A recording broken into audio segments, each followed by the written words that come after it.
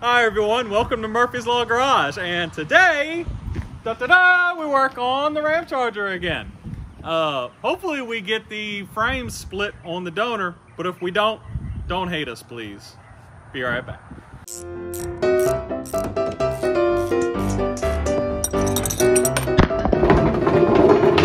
Dang it.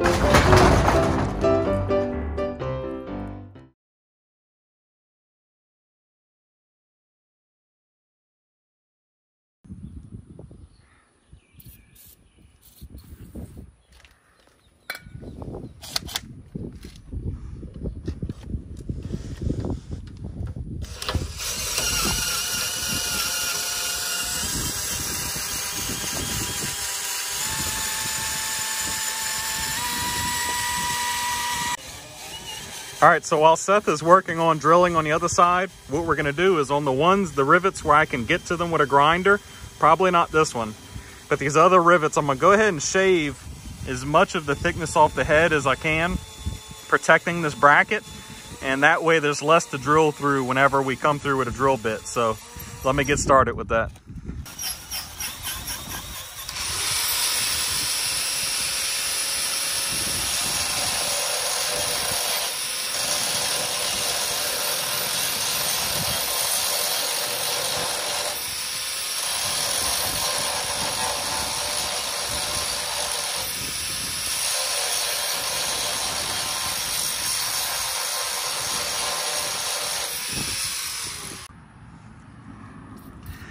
All right, you can see Seth's got the rivet right there out already. He's all lubed up. I've actually ground the head off of this one. He's gonna go ahead and get it drilled out. I'm gonna move to the other side.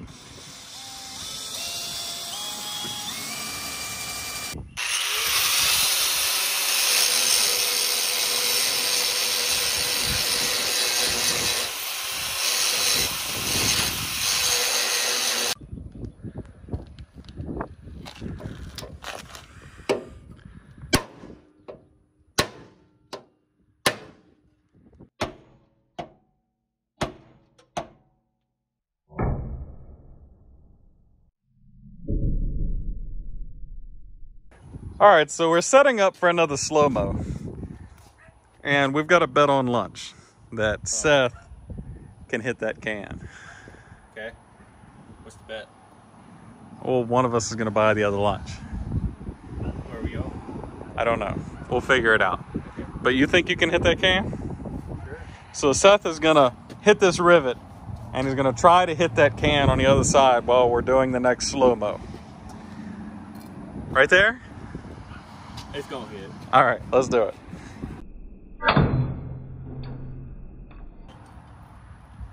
Like, not even close. What happened there? So apparently you're a baseball star and can curveball anything? Yeah. You ever watch Angels in the Outfield? Divine intervention. I've never seen a metal rivet fly through the air and turn. But boy, did it do it. Oh well, lunch is on you, sucker. All right. All right. So here we are thinking we need to get some jack stands, you know, infamous jack stands. We got some Harbor Freights here too. And some cribbing and things to hold the frame together. But the intelligence amongst the both of us came forward and we remembered that we have the grade 8 bolts to hold the frame back together while it's being welded. So we've gone ahead, you can see here, and there. We've got the grade 8 bolts in, and what we're gonna do is Seth just finished another rivet hole here. I'm gonna pin that one in and he's gonna do that one, and we're gonna pin that one in just to make sure the frame doesn't, you know, screw off on us while we're taking it apart. We're almost there. So we've got one rivet down here and we've got the 2 rivets over there. So at this point we're going to stop grinding because we can't get a grinder easily on this rivet here, and we're going to get them all drilled out. When we bring you back, we'll be preparing to pull the frame away. You know, I got to take this brake line out right here and fun stuff like that, but pull the frame away, make a bunch of measurements, mark this, and I believe we may even cut it today and shorten it. And we've yet to break a bit. Not a single one, but I'm about to touch a drill, so that's going to go to hell in a handbasket real quick. The key is lube. use it.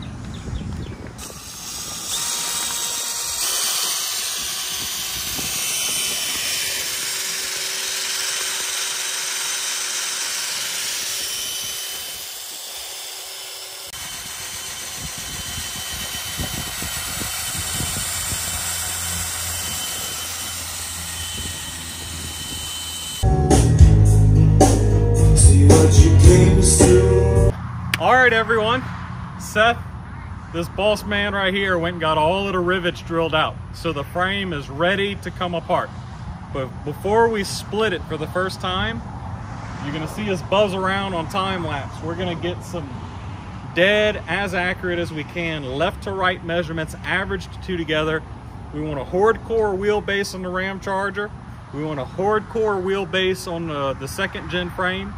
We're gonna subtract those two numbers and get a 2/16 at least. This guy's probably gonna go for a 32nd measurement to know how much needs to come out of this frame before we even think about cutting it.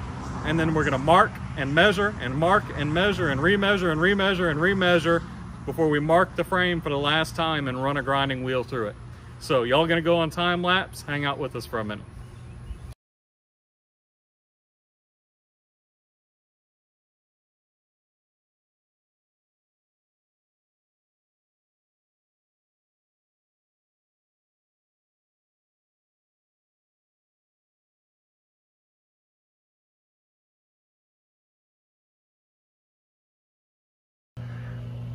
All right, after much numbers crunching and confirming with the internet what says a wheelbase is and what our wheelbase is, the correct number is 28.7 that has to come out of the frame. And we've chose to increase that measure and round it to a clean 28 3/4. So we're gonna cut the frame at 28 3/4. We're gonna increase the frame by that 16th or so. And that'll actually help with fitment. So that means, yeah, so Seth, does actual like real life construction stuff where he designs. Aren't you building some sort of water break or something right now? Like an eye wall, concrete wall for a levee. Right, so he does all kind of stuff, and he draws it up on the computer and does engineering plans and stuff. So he's the right person to actually sit here and measure the two frames. Not that it takes a rocket scientist, but we brought one anyways, to make sure that the frame is measured properly and that everything's going to go smoothly. We're going to measure 10 times and cut once. Right. So let's go mark a frame, and we'll bring y'all back when we're ready to cut it. All right, some more engine nerding went on here. We realized that we were actually shortening the frame. We don't want to do that. So we're going to cut out 28.5 instead. We're going to go the other direction so the frame gets longer. That's so that what I want is that rear wheel to be centered where it's supposed to be, but I want that front wheel to grow forward in the frame to give me more clearance for a possible future long travel suspension setup like a Baja truck. So we're actually going to add a full 1/4 inch to the length of the wheelbase. So the wheelbase on the new setup will be 106 and 1/4 inch, and we are going to cut out 28.5. All right, now let's go do that. All right, Seth, tell everyone what we've got. All right, so we've done a measurement both sides of the frame, and what we came up to was from this point here to the outside of this hole is 6 inches and a 16th. And from the same point here, 39 and 16, both sides matched up. They're dead on. And me and Seth talked about this, and there are a few different ways we could approach cutting this frame. Maybe if we were on perfectly level concrete in a perfectly level world on a frame that didn't have 20 years of abuse, we would consider getting this all perfectly level, throwing a string line and deciding where we're going to make this cut, but we're not. And here's our reasoning. If these two frame rails measure exactly the same to those location points we gave you, then it would say that if this truck has gone down the road for 20 years with these holes lining up as good as they need it to be, if we use those measurements, we know that they're the same, and we cut exactly 28.5 out of this frame, starting from right here, 28.5 forward and cut, then it would be as exact as the factory had it and this truck went down the road for 20 years. That's correct. So because we can't trust the level of anything else, we're not going to. So we're gonna cut at 28.5 using what the factory called good enough. And the only time we're gonna be concerned about how square and level we are is when we push the two back together again and then need to drill holes to bolt them back. Okay?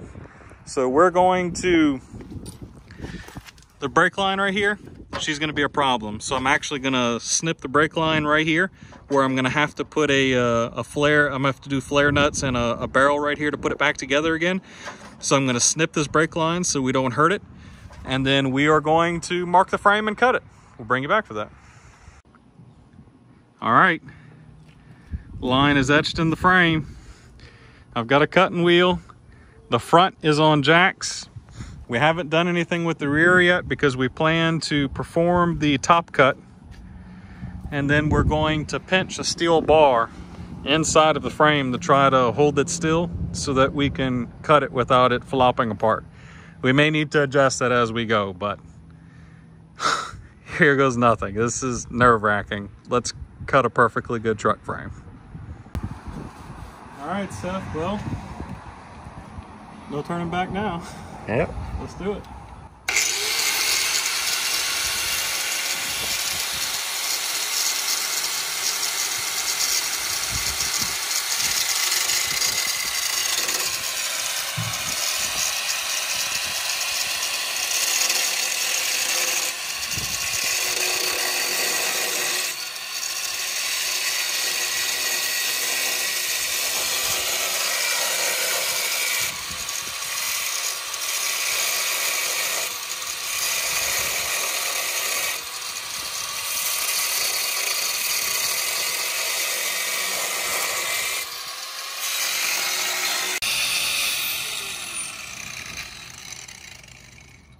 Well, she's irreversibly damaged now. So we're gonna go ahead and pin the frame together with that piece of metal bar, and then I'm gonna continue the cut all the way down. All right, the cut is started. We've got it braced here so it's gonna hold still for me while I finish the line all the way down. Let's get it.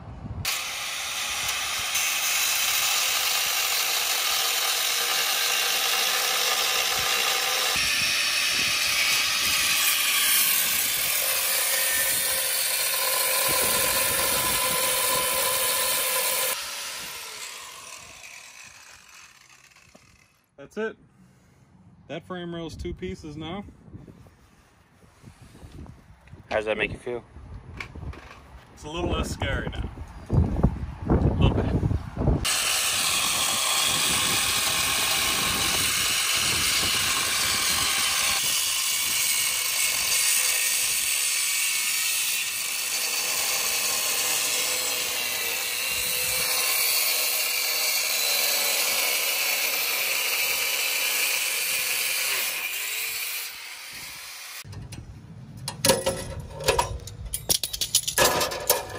There it is. 2 pieces.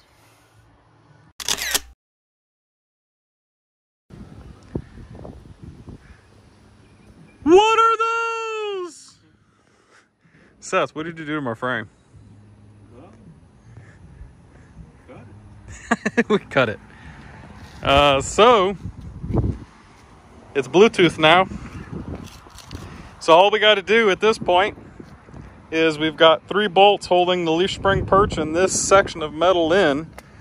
We're going to yank that out and then roll the whole thing back forward again and slip it into the frame rail over here and see if we can fit around this lump in the frame right there. If we can't, then we're gonna have to do some more modifying. Cajun ingenuity. Yes, be right back. All right, well, we got the bolts out. Leaf spring hanger's loose, but this part of that frame is well squeezed around the inner one. So Seth's gonna give her a little love. Try to at least. Break it loose. I think you're actually gonna have to hammer it, yeah.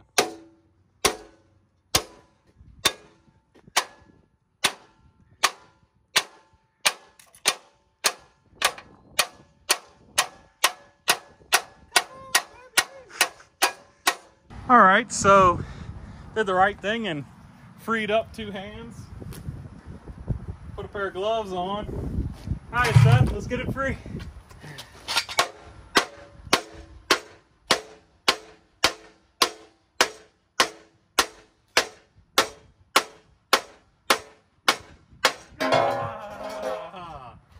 Wow.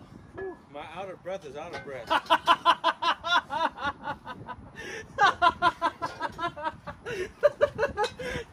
My out of breath is out of breath. The most epic YouTube video comment ever left. I dare you to try. And it's right here.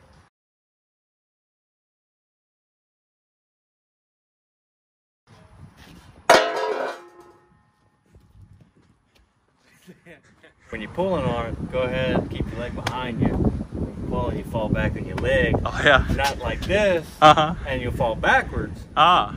Yeah, so just a tip. Pro tip. Thank you. Just a tip, mind you. Let's go. Ready? Yep. Come on, set up like a Oh, hold on, Tom. You need a block.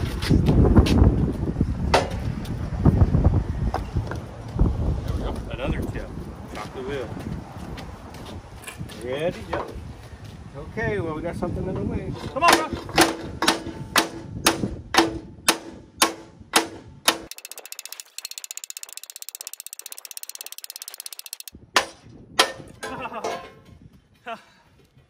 Woo! You want to hold this big baby with me? Sure. Look at that. Down here. 20 years. She's free. All right. It's in 2 pieces. Would you just look at it? We got the dead frame rails off the end of it. So the next thing you're going to see us do, we're going to give you a nice wide shot. And where it's going to suck probably because we've got to spread the leaf spring hanger perch away from the inner frame and slip it around this one. So enjoy watching us struggle. We're going to get it in there.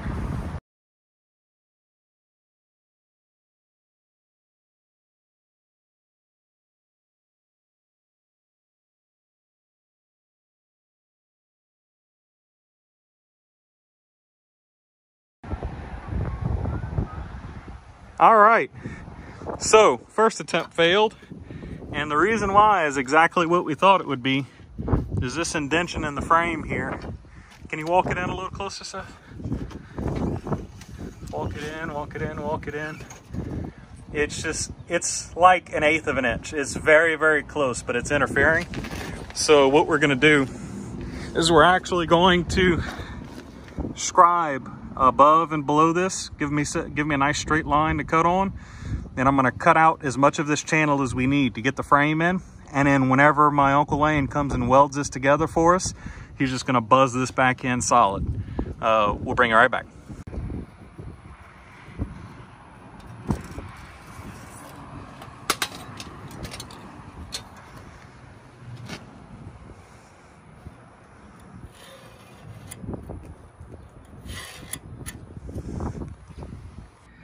All right, we got it cut out.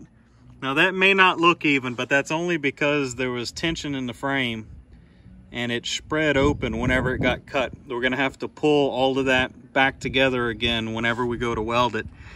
But you can see what I actually did here is I followed the groove right here. I followed the very top and cut the top open. And then I sat the blade dead in the middle of this and let the blade ride down the middle and cut it out the middle. Came back with a stone and cleaned the surface all up. And what we're hoping for is that this frame will squeak its way in here nice and tight and give us a good place to weld bottom and top to attach those two to each other.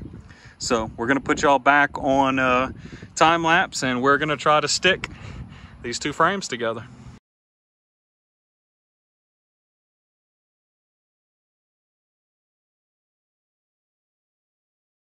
All right, well, we almost made it. And then that happened. I'm gonna have to get in here and grind those down. We're almost there. Be right back.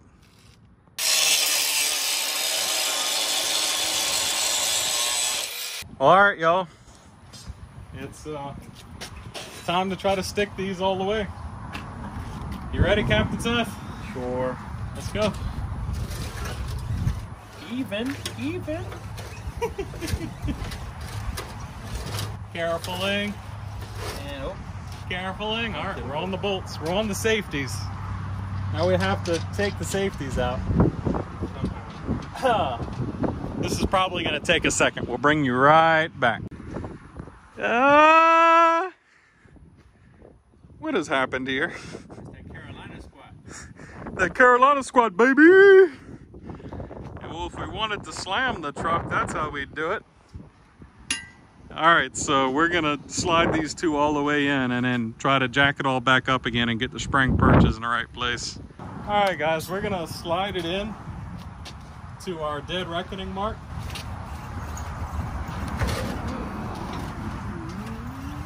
A little more. Carefuling. Mine's on it. Is it? Nope, too much. You go ahead. We have to clamp your end.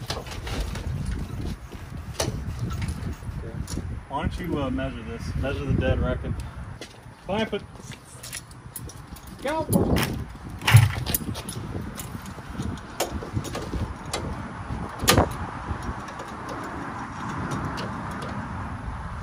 All right. All right.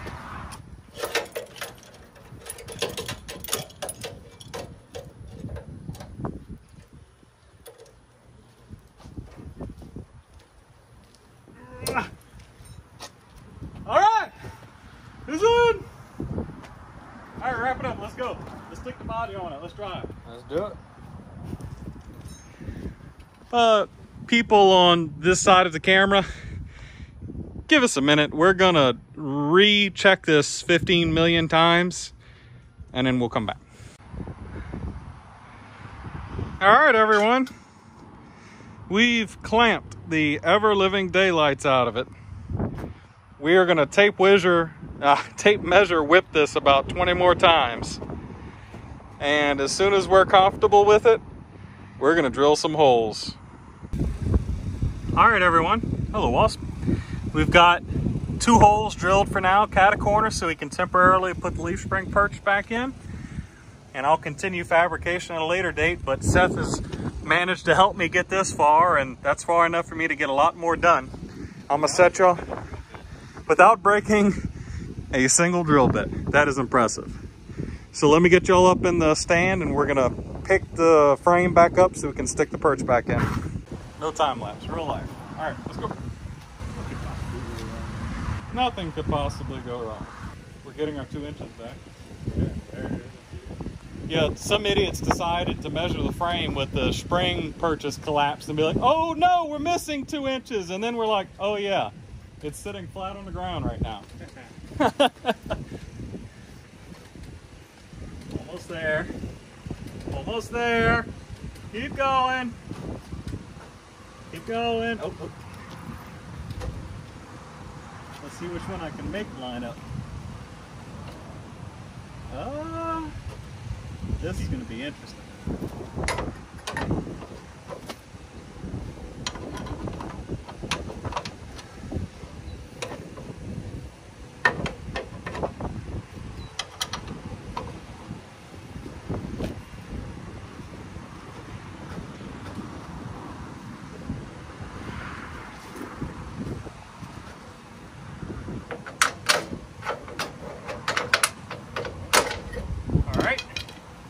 All right, y'all, we're gonna stop the film right now, and we're gonna bring you back when we get the other 2 stuck.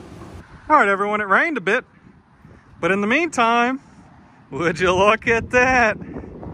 That is a very, very, very short Ram 2500. Look at how short the drive shaft's gonna be. I'm gonna need a very large slip yoke setup, maybe even a double cardigan to deal with this angle. I don't know, I've talked to drive shaft people and figured that out. But we've got 2 bolts, cat a corner per side, holding the perches on right now. I'm gonna finish that up on my own. You know, Seth helped me get to this point, so now I can do all of the rest of the labor work and get that all straight. But yeah, it looks great, man. We got so much done today. All right, here it is. what was once one became two, and it became one again. We now have a very, very short custom Ramcharger Cummins 3/4 ton 2nd gen frame. It's going to be a little interesting to figure out the drive shaft and things like that, but that's nothing. That's easy. We've done one of the hardest parts, and that is the accurate measurements and cutting and reattachment. Yeah, we need to drill some more holes and weld, but that's whatever. That's just busy work, simple fabrication. Here it is, guys. I really want to thank Seth that he came and helped me today. We got a lot more done today than I ever thought we would get done. We busted butt, we burned ourselves in the sun, but this is what it's all about, doing some fun stuff with buddies, eh? But y'all, please go check us out, murphyslawgarage.com, Facebook, Murphy's Law Garage, Instagram, TikTok, Twitter, all of those fun things. And please like, comment, and subscribe. Y'all have a good one. We love you. Peace.